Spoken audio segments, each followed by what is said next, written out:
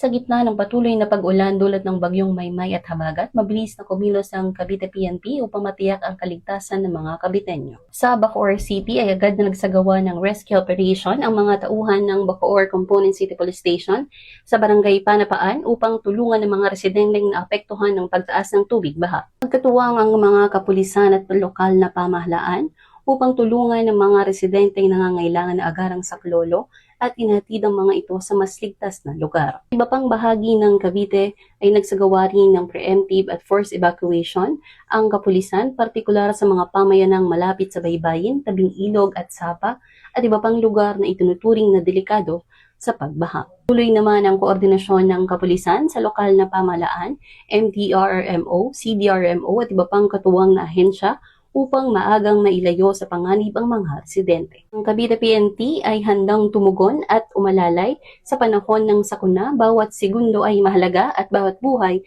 ay kailangang mailigtas. Ito ang bagong PNP para sa bagong Pilipinas, serbisyong mabilis, tapat at nararamdaman. Mula sa Cavite Police Provincial Office, ang tahanan ng mga bayaning pulis, ako ang inyong PNN correspondent. Alagad ng batas, tagataguyod ng Balitang Pulis.